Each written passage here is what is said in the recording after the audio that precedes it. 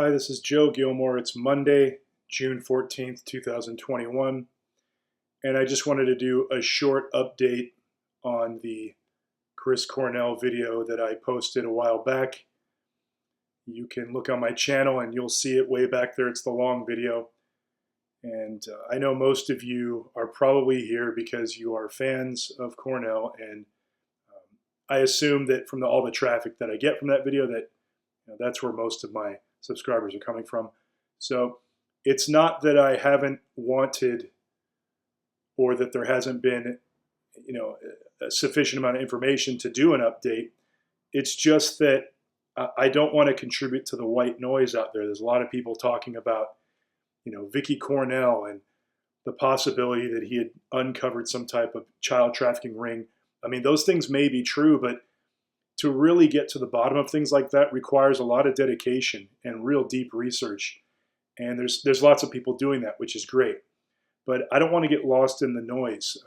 Not to say that all that is noise, but I'm just saying that there's a lot of disinformation around this subject. There's a lot of people who want to confuse everything by just adding piles and piles and piles of information. So I don't want to get lost in all that. So I'm trying to just stick with the physical, just the basics here. The physical impossibility that Cornell could have hung himself the way that they told us. And I feel that I have proven that in the last video and in this blog here at batshitcave.blogspot.com, particularly part 3, where I cite the official investigative report and I back up everything I say using the evidence in the report. So anyone who thinks that, who believes he was not murdered, they're either just denying it because they want to deny it, or they just simply haven't looked closely at the evidence. I put it in video form. All you got to do is watch it. I'll show it all to you. So in the video, if you recall, we talked a lot about this resistance tube. Now, for those who haven't read the blog or seen my videos, they told us Chris Cornell hung using a resistance tube. And here's some pictures from the actual report. And now, first of all, when you watch a movie where people are getting hung, do they use like a rubber band? No, they use a rope. You know why they use a rope? Because it doesn't stretch. You want to kill the person. You don't want them to bounce down and hit the ground, and you want it clean. You want them dead. Okay, this is a stretchy tube. It's a resistance tube. It makes no sense to try to hang yourself with one of these. He was also 6'3". His head was probably up here. How could he hang when he's almost as tall as the door? I mean, try not to get worked up here, but it's just so obvious, like, that they're lying to us. Look how far down it is. Anyhow, I went over all this already. I don't want to retread, so we never found out what kind of tube this is, because the tube, the bionic body tube looks like this. All right, here's a picture from Amazon, and it says bionic body on it, and it tells you that it holds 70 pounds of resistance. Chris Cornell was 180 pounds. This thing would snap if he tried to hang from it, okay? He didn't use this to kill himself. He didn't hang from this. Didn't happen, all right? But one of the reasons it didn't happen is because he had a mismatched tube. Look, this is a bionic body door anchor, says bionic body on it, but look at this. That's not a bionic body tube. So then the question is, well, did they switch the tube to something that was stronger and that was able to hold 180 pounds? So somebody on YouTube who goes by the YouTube name John Spiro was kind enough to email me, and he said, I found the tube. Here it is. And he's right. This is it. Look, Bollinger. And there it is right there. It says heavy. Okay, this is the tube. So we now know which tube he used, or which tube was used to choke him. And you can't find these online. I think they've been discontinued. Look, here it says currently unavailable on Amazon. So this is the tube he used. Now the question is, how much weight does the red one handle? Well, it's only half a pound. So how strong could it possibly be? Here's another model by Bollinger, and this one can handle 50 pounds. Again, Chris Cornell was 180 pounds. 50-pound resistance band cannot hold up a man by the neck till he's dead who's 180 pounds.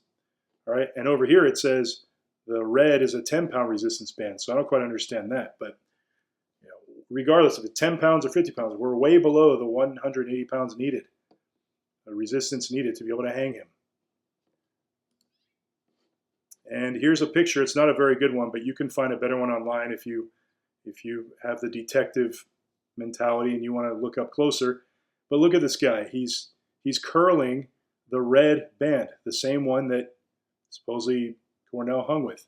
And do you think he's pulling up? Do you think he's curling the weight of Cornell's body with his hand right now? No, he's not. Okay, so I think we've pretty much proven that absolutely Cornell could not have hung from a bionic body resistance tube or a Bollinger. Just, it didn't happen. Now, one thing that was interesting is that this Bollinger resistance tube got recalled. Now, first, let's just review here, okay? This door anchor, these companies that make these resistance tubes, most of them use a door anchor system. This is common. It's not just one brand. There's several brands that do these. And here's a better picture right here. See, bionic body. And this end gets trapped on the opposite end of the door, as we went over in the previous video.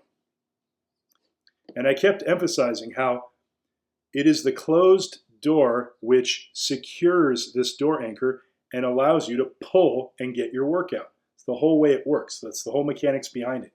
Now, they told us he used some kind of carabiner clip and jammed it up there, which is just a bunch of baloney, makes no sense at all, which I said that they just pulled that out of the air because Martin Kirsten said that the tube was over the top of the door.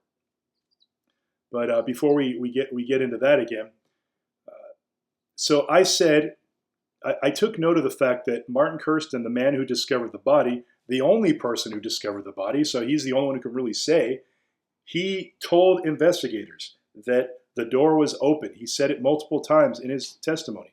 He said the door was open when he found the body. Well, if the door was open, there is nothing holding this here. So even if you believe all the other baloney that they said about how he hung from one of these, it's not possible if the door was open because there was nothing securing it. Now, when this was recalled, let me read you the reason. A black plastic ball attached to the resistance band's door anchor can unexpectedly release and strike the user, posing an injury hazard to consumers. They're talking about this right here. That's the door anchor, okay? That ball, okay? They're talking about exactly what I was harping on and going over and over in the previous video. If this door opens, boom, it hits you in the head. That's what happened. That's why they recalled it. Okay, so I was going back and watching the first video I did, and I made the point about how there's paint on here. See? That's paint. What is that from? And we noted that it was from the top of the door. See, they're showing us there, oh, this is how he did it. No, he didn't. Okay, he's 6'3". He wasn't down here. This thing isn't enough to hold his weight. They didn't use the carabiner because the evidence does not back that up. Nor does Martin Kirsten say that that's how it was done. Martin Kirsten clearly says that the tube in narrative 3, that you can look in the blog if you want to go back and look at it. And as I was going back and looking at this video, I mentioned that there's some red in here. That tube we just looked at, though, that showed the paint was transferred on it. Well, this is where it's from. It came from here. Okay? So here's a better picture. Let's go way in, because I noticed it wasn't that clear in the video. It's kind of far away, and I really just wanted to show you. Look, I didn't do anything that you can say I don't believe you, but you can see the red here. Look at that. There's red there, there's red there, there's red there. And I told you how the TMZ watermark was put right there to cover that up. TMZ is in on it, okay? They got paid by someone who said, do this, do that, do that, do this, to cover it up, all right?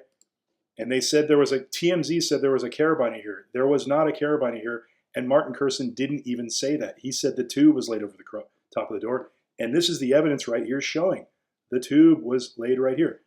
Now, as I said in the last video, someone said, oh, well, he could have, tied one end to the doorknob on that side. No, he couldn't have done that because you can see here, there's friction going down. That means movement. If you tie it to a doorknob, the doorknob is stationary, so there's nothing pulling it down. It might be pulling in the opposite direction because he's hanging on the opposite side of the door. But the only way there's going to be friction going down this way, as you can see, the paint is shredded. The only way is if someone is pulling down on the opposite side of the door. Again, Cornell was not on this side of the door. He was on the opposite side. So he was not able to pull that direction. Okay, so he was murdered. It's on the tube. It's in the notch. It's in narrative 3. The eyewitness who found the body said that the tube was laid over the top. The medical examiner lied. Okay, so if you want, if you want to take a break from the whole Vicky Cornell angle, maybe look into the Detroit, Wayne County Medical Examiner. Maybe that's something you want to look into. So that's about it. There was a couple little anecdotes I wanted to go over that I didn't have a chance to in the other blogs because I wanted to concentrate on certain information. A lot of people have noted the this blurry part of this picture in the back. This is just a really weird picture overall, which I explain. I go into a little bit in the last blog, but I know that a lot of people think that this looks like a body up here, and is that Chris Cornell? You know what? I spent a lot of time with this picture, messing with the contrast and stuff, and all I can really determine is that this is an extremely creepy picture, and I can't conclude what any of this stuff is. Does that kind of look like a body? Yes, it does, but it's just too blurry.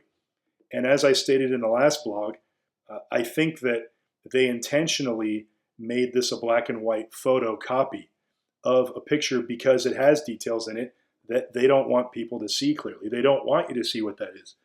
But kind of like the implausibility of the carabiner theory and which is a theory. That's a theory. What I'm showing you is evidence, okay? What TMZ is telling you about the carabiner, that's a conspiracy theory as far as I'm concerned, okay? I'm giving you the evidence behind what I'm saying. So the thing is, whoever did this, they either think you're really stupid or they want someone to know what they did, okay? And I know that's a bold statement, but when you take into account the Chester Bennington death and how he was, died in the same fashion on Chris Cornell's birthday, these people, they're sending a signal, okay? I don't know if they're necessarily sending the signal to you, the fans, or, they're probably saying, well, if you're a do-gooder, this is how you're going to end up. But more likely, they're sending a specific signal to somebody. I don't know who, all right? Some very evil people behind this. Other than that, I wanted to just briefly touch on this interesting footage I found recently, which is this is footage of Chris Cornell talking to Ian Astbury from the cult.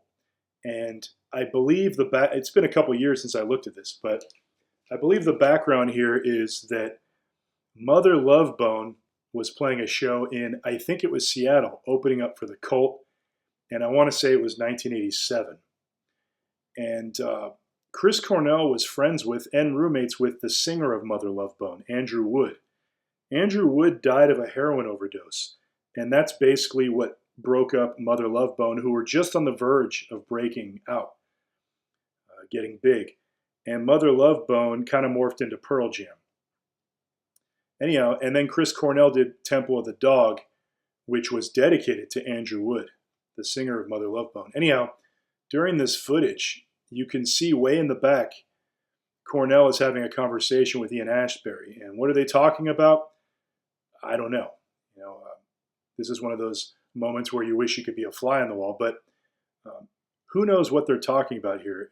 I sort of imagine him giving him some kind of fatherly advice, like, hey, look, Chris, I'm kind of like you, but I'm a little bit older, and let me give you some fatherly advice here, and they're both kind of similar people in a way, because they were both major sex symbols in the underground rock scene.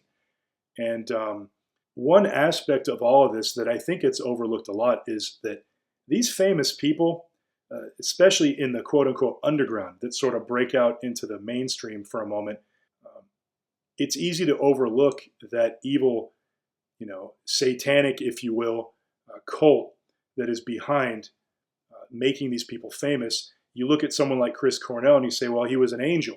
How could he be part of? Well, we know that he had his demons too, right? And if you want to maybe pursue an avenue that might yield some very important information, you might want to look into this mind control stuff, because and this whole satanic thing. I mean, I know some of you might be saying, oh, please don't go there, because, well, it's difficult to talk about because it's kind of like the big secret, right?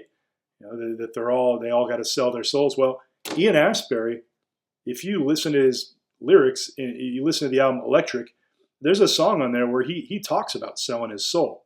And we think it's funny, and we throw the horns in the air, and rock out, bro, and we think it's all fun and games. Well, I don't know. I mean, then something like this happens, and you start wondering, what's really going on here. So I just wanted to plant that little thought in your head, and that's an area we might want to take a little more seriously. I mean, I put this picture here for a reason. If you switch these letters around on the first Soundgarden album, it spells out a MK Ultra ego. What are the chances of that? Okay, so MK Ultra, that stands for mind control.